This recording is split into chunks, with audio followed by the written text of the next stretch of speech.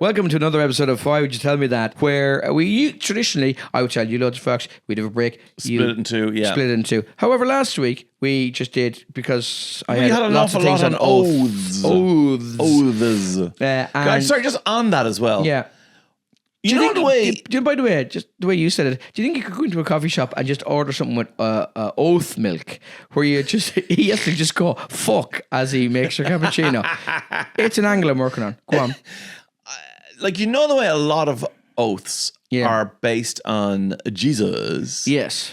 Like, what if you don't... Can you not say his name like he's a Mexican gangbanger? No, that's the only way I can say it, because it's Jesus. No, it's the guy, it's from The Simpsons, when The Simpsons go to New York. Okay. And they're on the subway, and Bart goes... He's trying to grift the people in New York, and he goes, "Hey, please give me money because I have no taste buds on my tongue, and I'll prove it by licking the handle of the subway thing." And he goes, like, nearly dies, and goes, "I'm in way over my head." And at that point, Lisa's talking to a guy who's unkempt, probably homeless. He's on the train, and he goes, she's like, "Maybe I'll just send you the $1 or whatever." He goes, "Okay, send it to Jesus, care of the Pentagon." And she goes, "Okay." So anytime I hear the word, that's all I hear. Your oaths are based on Jesus. Yeah. But like, so the whole thing of like I do solemnly swear on God that I will do whatever. Like, what if you don't believe in any of that? Like, then I could swear on anything, and I'll just go, I'm not afraid of God. He doesn't exist. Yeah, I think there are alternatives when you're swearing in now, aren't there? Maybe there are. I don't know. For various things. You don't have to take an oath, you can affirm, I think. Okay, so that just means, like, I give you my word. Yeah, I promise.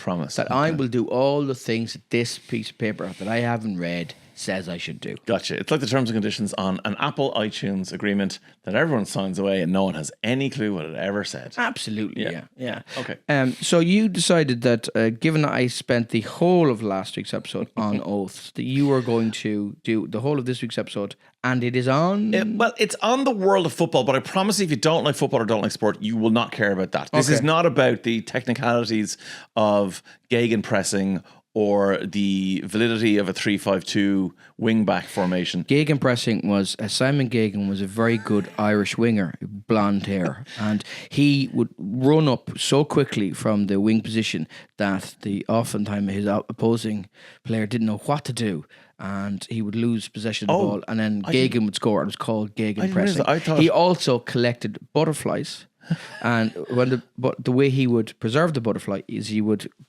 pressed him. That's funny the way between two it things. loses its translation, because my understanding was that he ran so fast that he would press the seam into a chino as he ran past, pressing the trouser. Yeah, he was one of the rare Irish wingers at the time who wore chinos and loafers. So far ahead of the opposition was he. He could choose his own attire. That's how quick he was. I thought he pressed the crowd's chinos. See, no, he pressed his own chinos. He pressed his own butterflies. He pressed the other player, and then he was so far ahead, he would write his own reviews and print his own reviews. Print and press. In a printing press, in the Gagan printing press. Gutenberg Gagan pressing. Yeah. Okay, right. So it's got nothing to do with football per se. And then, people didn't know this, but he was also a homosexual man. Oh, right. And the closet that he came out of was called the Gagan press. I see.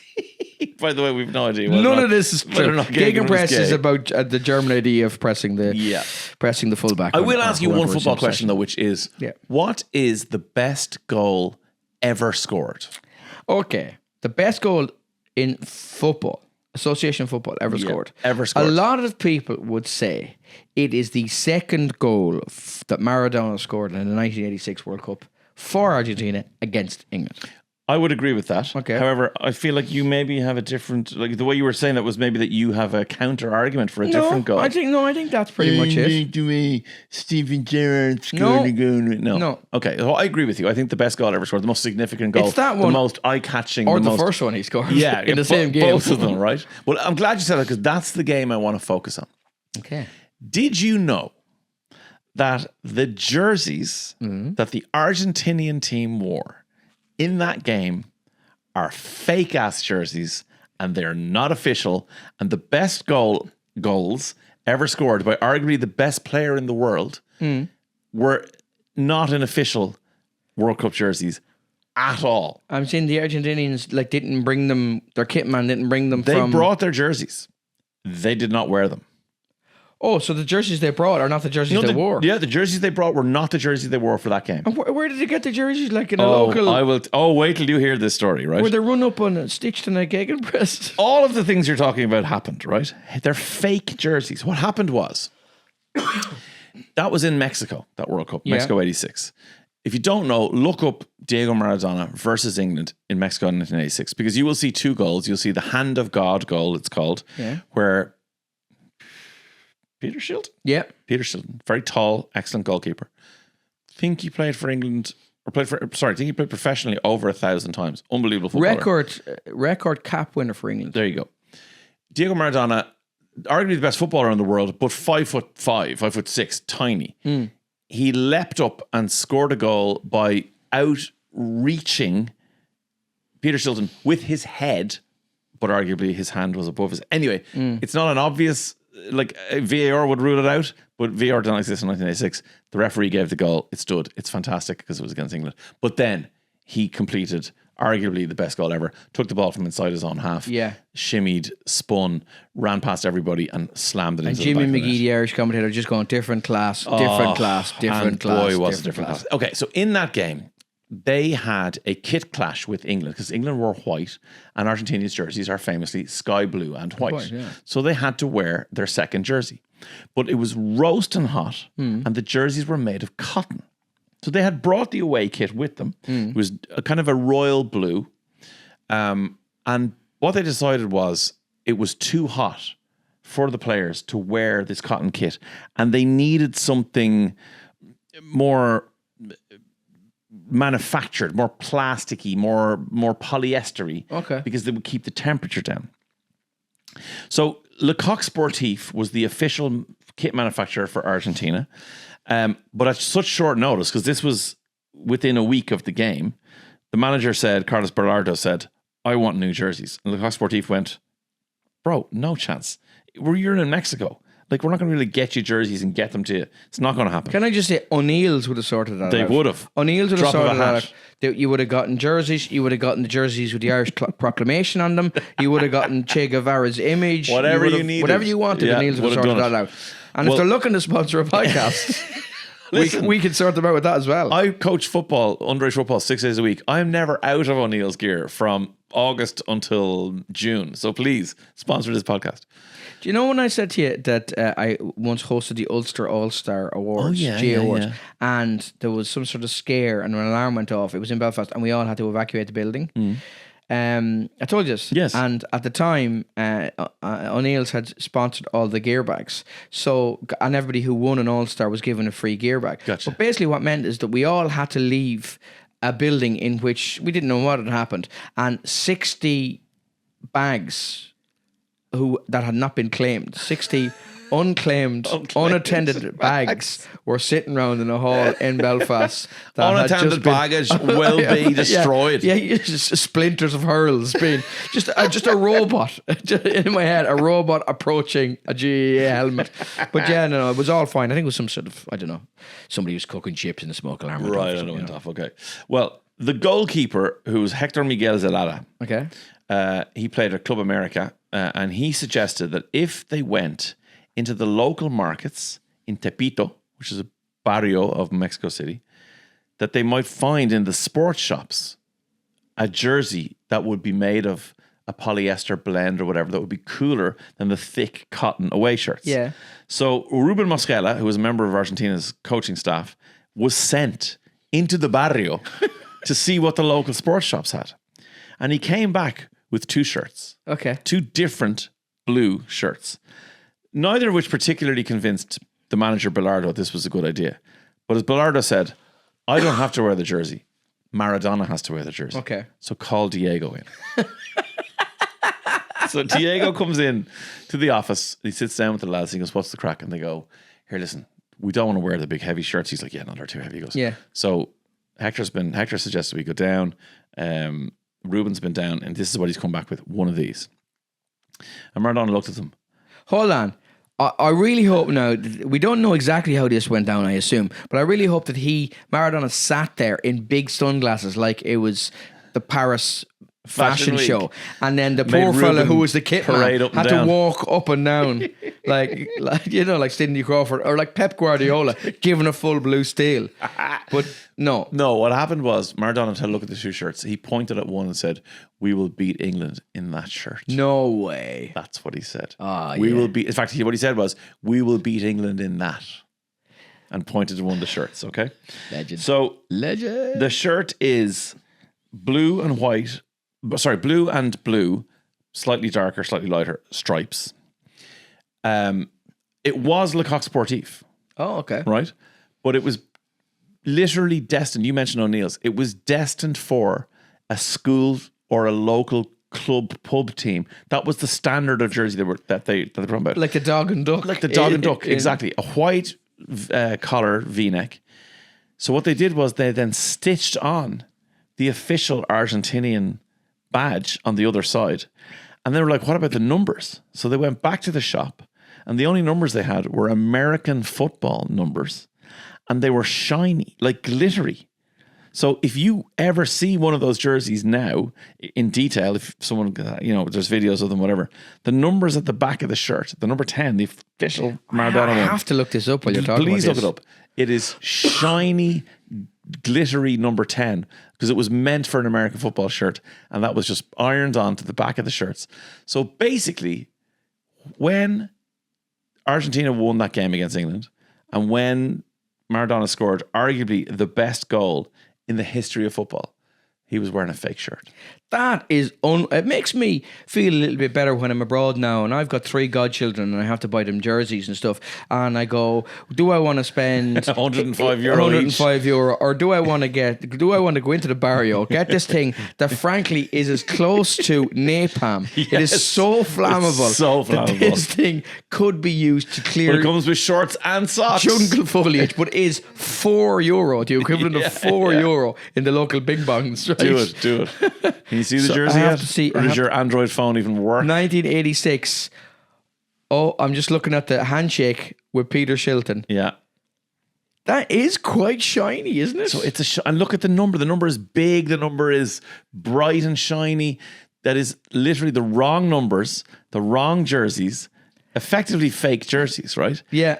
And I presume you remember the story that Steve Hodge, the footballer, I'd forgotten that the front of it was striped. striped. So the whole jersey is it's two very similar blues. It's not striped. Yeah. Like you would have to look closely. That picture you've just shown me, the hand of God picture, the sun is directly on him. Yeah. But in general, they just look like kind of blue shirts. Oh no! See there, there's a stripe there. Yeah, you can see I it. never So it's two knew it different was blues. kind of.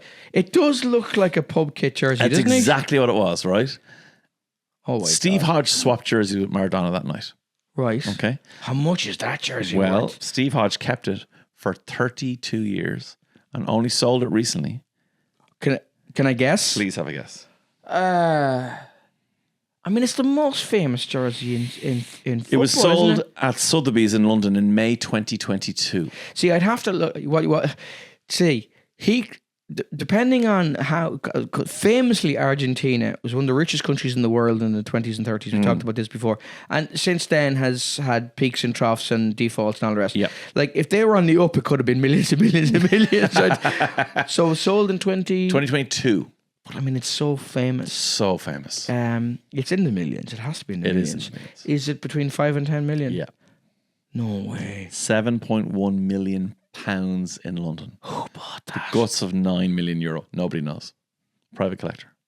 Can you imagine if you turned up to your 5-a-side, like you're a big fat lad, like you're 17 stone, but you're loaded, and you turn up in that, and all it does is just cover your bosom. Yeah. It looks like, the sports bra, the GPS that they system. wear, the Star Nobody Trek, would whatever. ever believe you.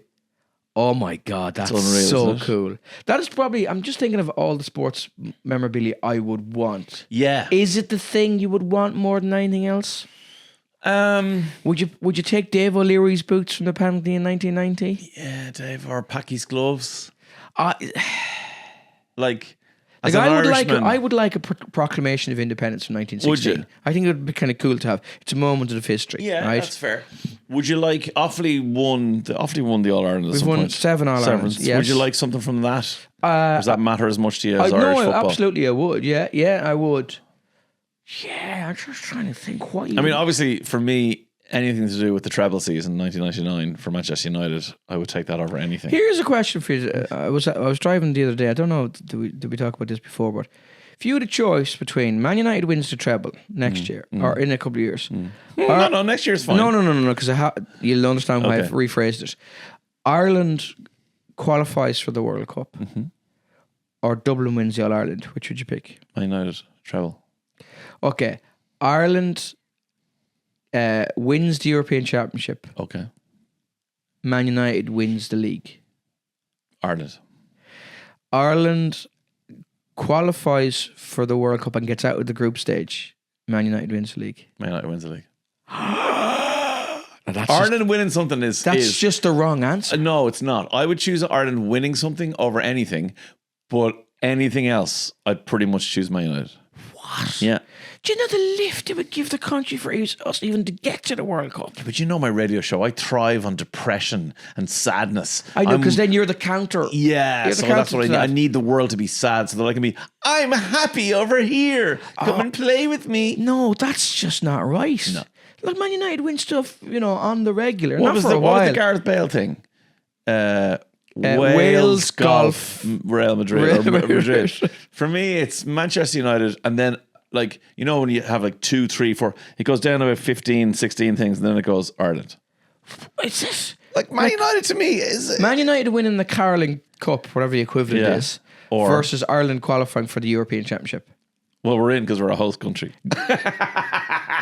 And that shouldn't even take seconds for you to figure out. Okay, so somewhere where we're not. I think you should be fucked out of the country. Yeah, I think you do. should be shot out of the country in a cannon. That's what you should. You should be repatriated. And I will actually use every single piece of math I know. Then I will get a double check by somebody, and I will make sure the trajectory of the cannon lands you in your beloved Liverpool. Oh. That's where I would. Gross. That's where. I thought you were going to say beloved Old Trafford. No, I know. That's why. I'd be fine with that. That's why I switched it.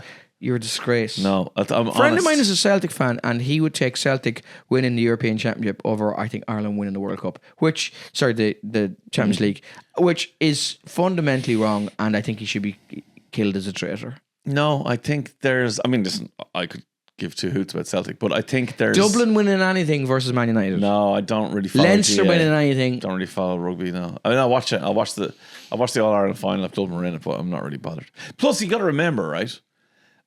I would take Offaly winning Leinster over Liverpool winning the treble. Wow. But I suppose that's what I'm talking about. Man United winning the league is a big thing because it hasn't happened it'll be 14 years next year or whatever. But when you said Man United winning the treble, I would take that over my kids having a successful life. I would take that over almost anything. Now I've gone full circle to admiring your commitment to it.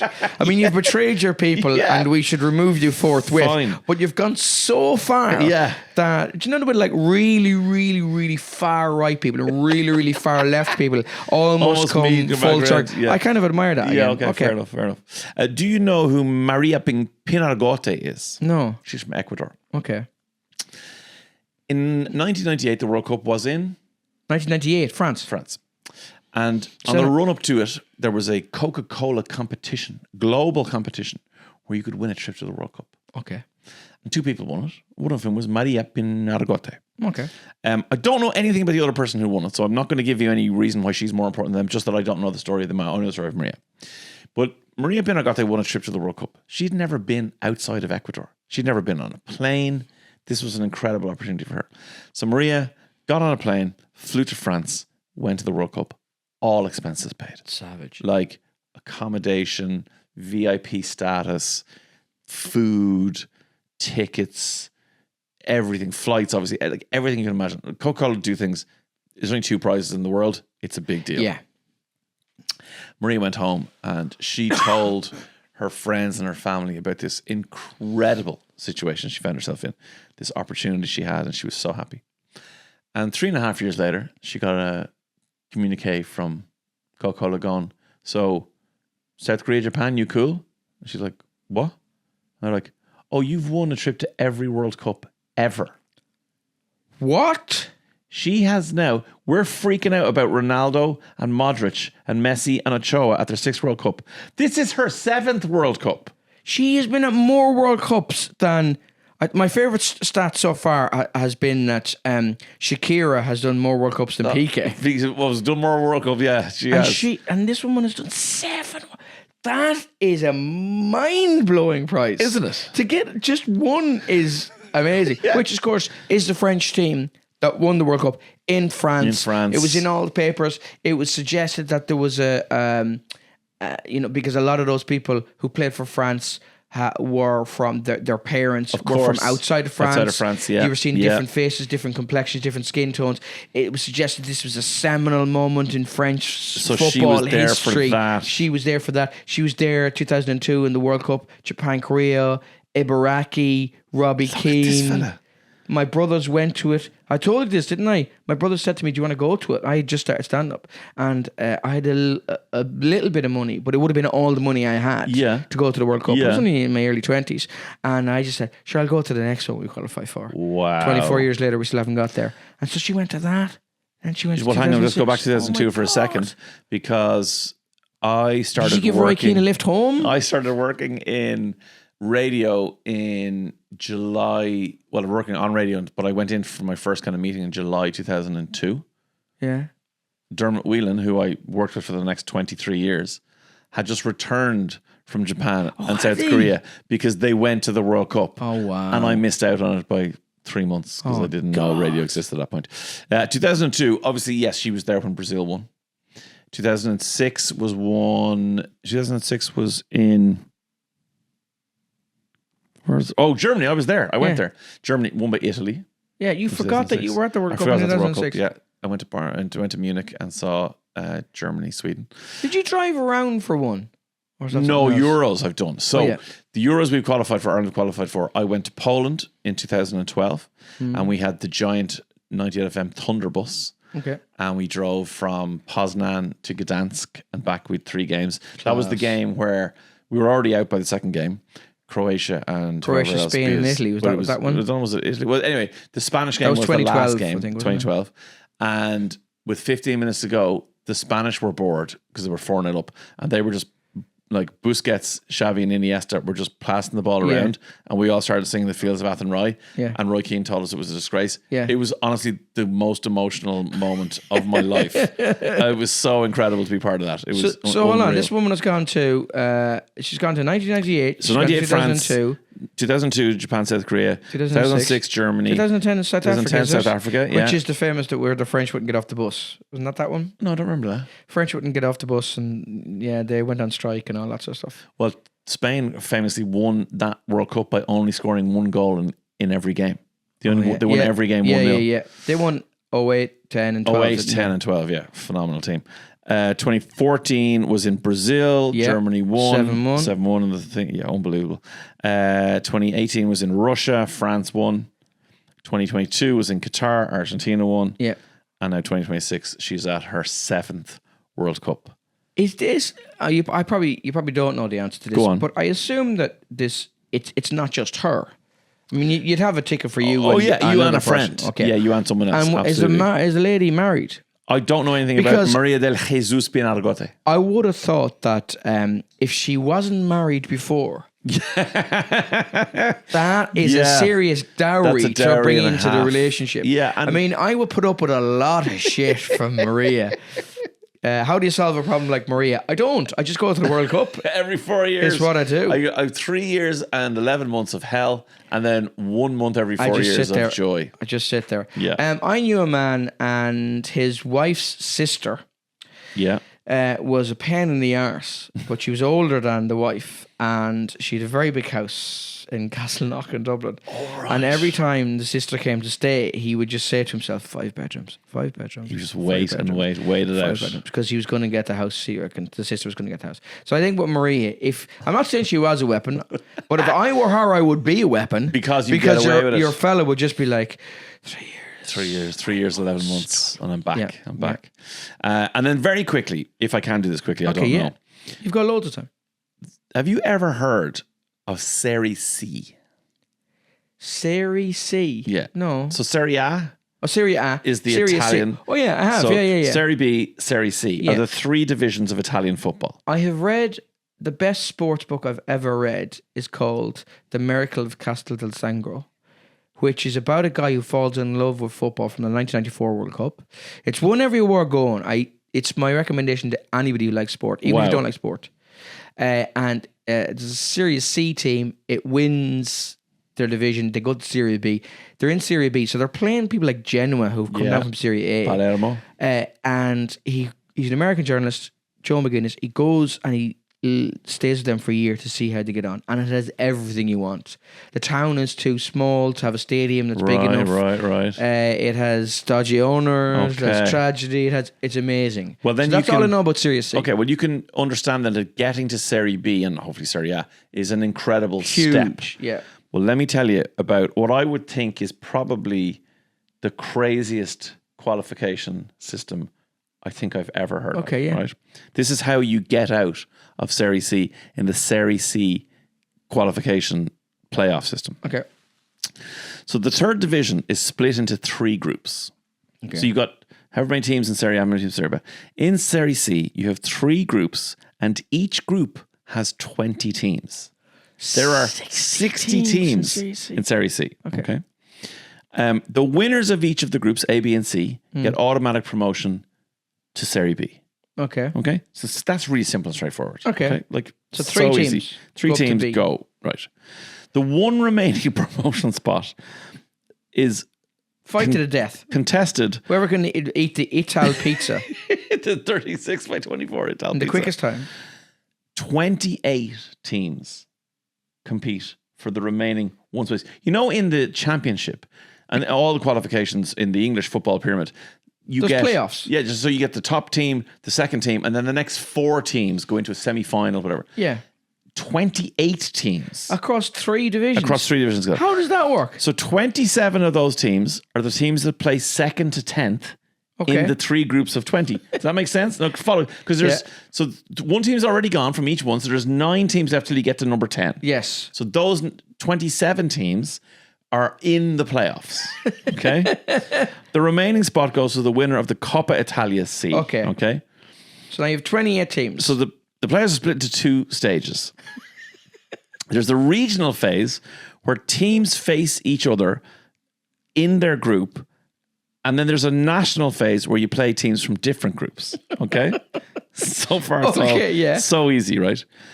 The first round of the regional phase is for teams who placed 5th to 10th.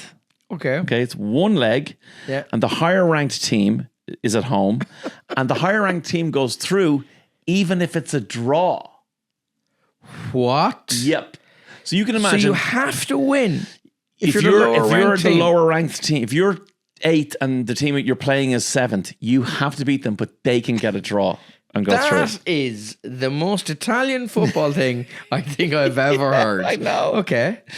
The winners of those 3 games in each group go to the second regional phase where they're joined by the teams that finished 4th to 2nd. Right. So they haven't played a match yet, right? No.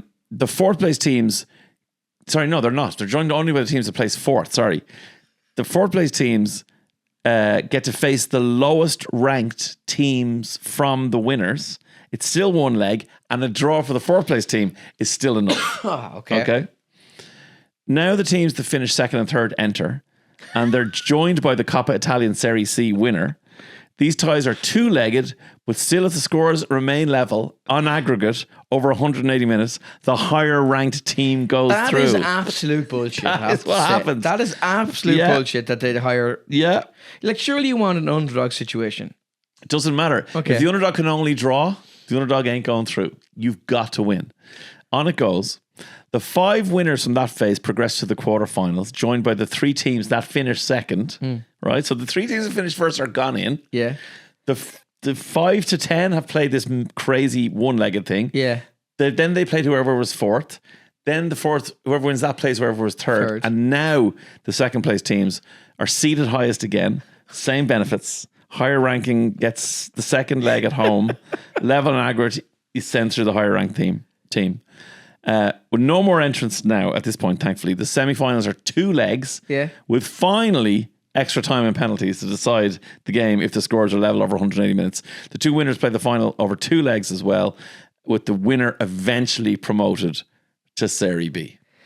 But presumably at that stage you start Serie B with no pre-season training because you've played 45 games.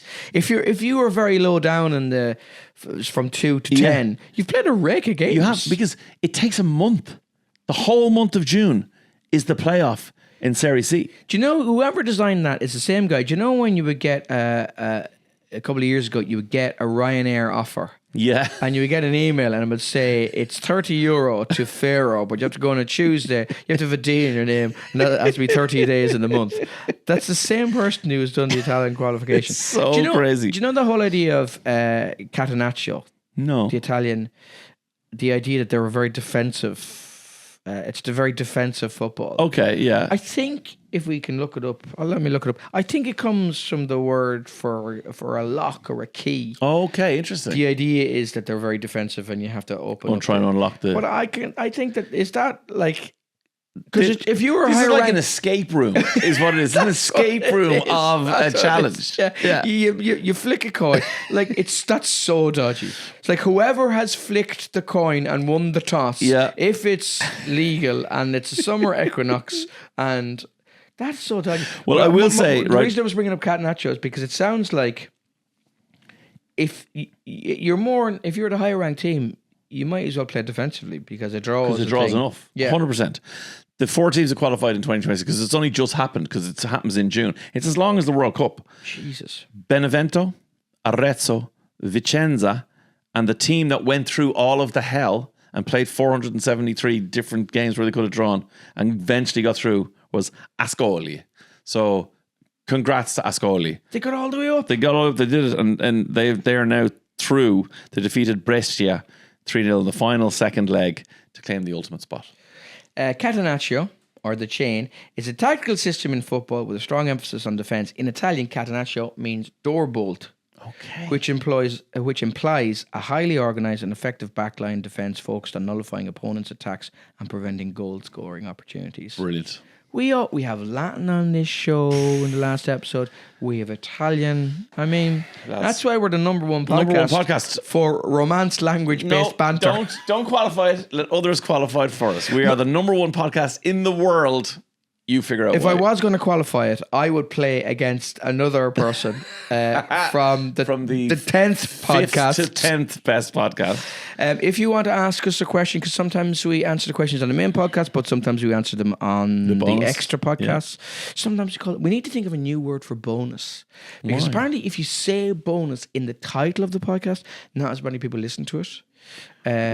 So special podcast, extra podcast, emergency podcast. But what if we say nothing and just make it another podcast? No, like, you know the way they're like between 10 and 15 minutes long. Yeah. But this podcast is like between 30 and 50 minutes long. Yeah. Why don't we put a silence at the, or maybe silence, like a really low, like background noise hum. Okay. For 40 minutes at the end. Yeah. Never call it a bonus, extra special, anything.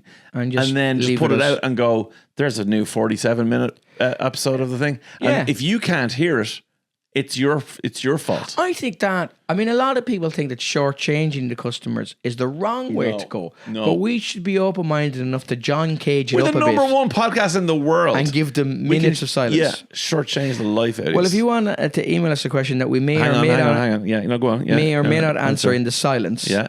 You can email us at... Just wait 41 minutes. Just 41 minutes, that's all I ask. www.ymtpodcast@gmail.com, and we will answer your questions forthwith. Yeah, probably. See you next time. Bye.